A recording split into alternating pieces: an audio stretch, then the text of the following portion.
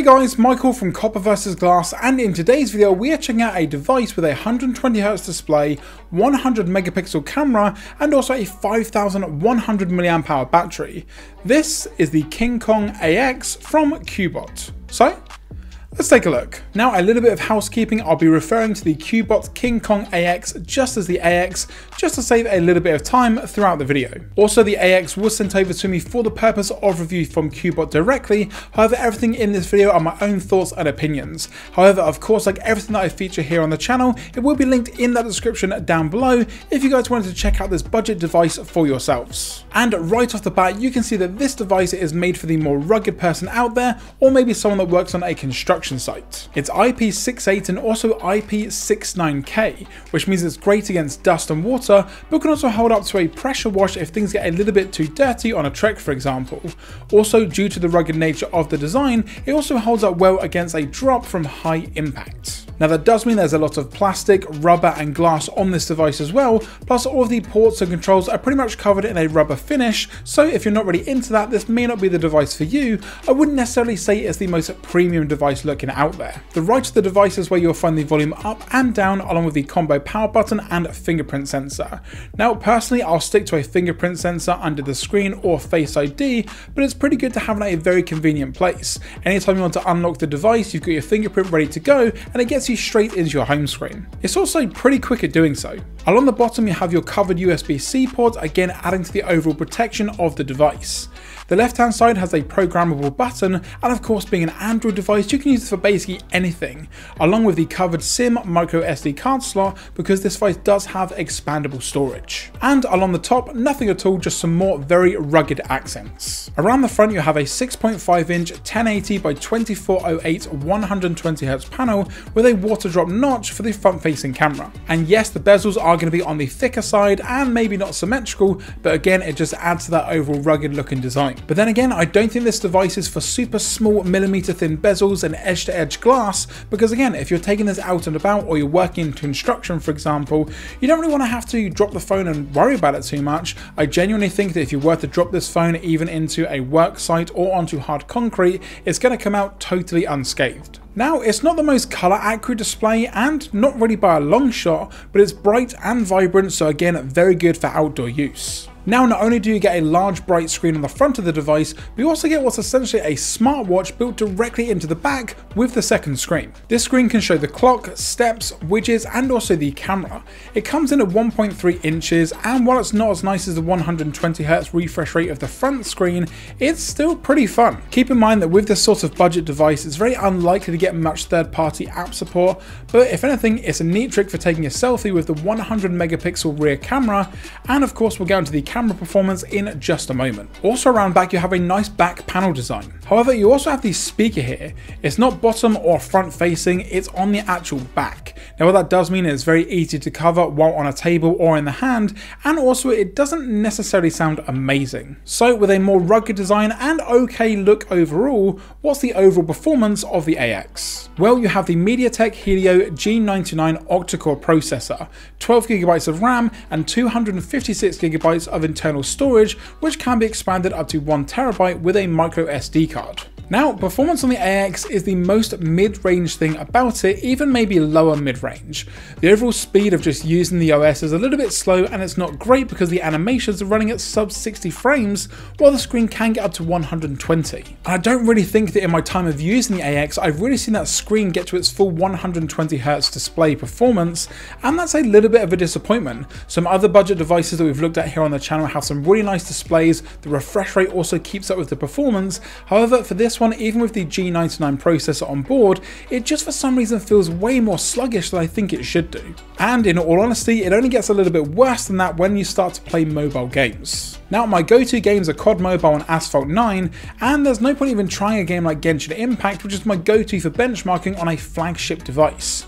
So overall with these games, the frame rate isn't amazing, and of course you do need to limit most if not all of the graphical options. Plus, one big issue for me is the overall weight of the device and the angles is not a very smooth device to hold. And it's just not great for mobile games for many reasons. And again, like I mentioned, the OS just can't keep up with that screen, so overall, if you need it for a quick message here and there or to take notes on a site, for example, then it's going to do a pretty good job, but don't expect to be playing your favorite mobile game, multitasking, using the device all day long, and not expecting any sort of slowdown or lag from time to time. And for me, it's also more of the day-to-day usage of the device that isn't amazing. And yes, it's technically a budget phone based on the price, but even some other devices coming in around that same sort of mark, or even slightly older flagships, will do a much better job. So performance isn't great, and I'm guessing where you can see that I'm going with this next point.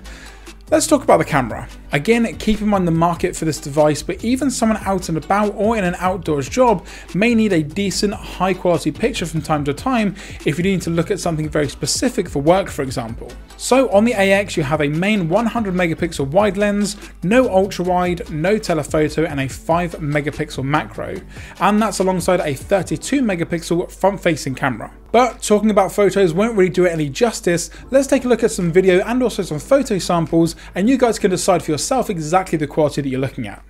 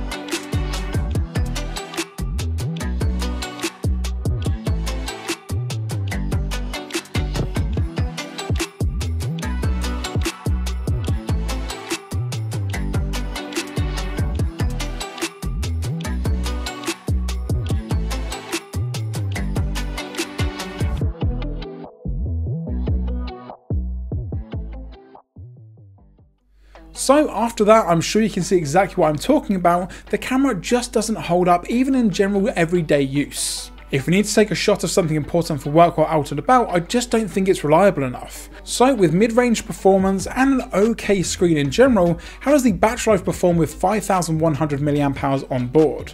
And I was a little bit surprised at the battery size. Now some other rugged devices that I've looked at here on the channel have 6, 7 or even 8000 mAh. However, with this particular device, it's going for more of a slim rugged design. Now don't get me wrong, I think that looks nice and it does save on the overall weight of the device. It's not as bulky, for example, but I think if you are looking for a rugged device, you're not really looking for the most slim device out there. You want something that's going to last a very long time. If you're going out and about or on a hike, for example, and you want to take this device with you, it's maybe going to last the same amount of time as a normal flagship device would, which I just don't necessarily think is great for the market that it's aimed at. However, it does do an okay job, and I think that's because the device isn't really being pushed to its limits with the processor and the overall performance. Now you get over around 600 hours of standby time, which doesn't really mean too much because you can't use the device, 38 hours on a call, 21 hours of music, and around 9 hours of video playback. So I say again, it's more compared to a slim modern device. I feel that for the size and the thickness, for just over 5000 mAh, it's just not all that much, and I was expecting a little bit more. So overall, who is the Cubot KingKong AX actually for? Well, like I said at the outset of this video, if you're someone whose daily tasks include construction, being out and about, and just in general sort of a more rugged lifestyle, then this may be for you. But then again, I do also think there's some better options out there. For the price, I do feel that an older device that's faster day to day, has some better performance and a better camera overall, may be a better option. Plus pretty much every device you can think of, you can go ahead, buy a very cheap rugged case, and it's kind of going to perform the same. But that's going to do it for this video on the the KingKong AX from Cubot. Now let me know in the comments section down below what you guys think of rugged devices in general, and also more of these sort of budget rugged devices that we sometimes look at here on the channel. Is it something you guys would consider, and if not, do you know someone that would, and is this the device for them? If you did enjoy this video, be sure to give it a thumbs up down below. If you've got any questions or comments or anything else, let me know in the comments section, where you'll also find in the description a link to check out this device if it's something you may be into. If you're not already subscribed, now's a great time to do so, and of course once you've hit that subscribe button, don't forget to turn on your notifications so you're notified anytime I post a video here on the channel. I'm Michael from Copper vs Glass, thanks very much for watching, and I will catch you guys in the next video.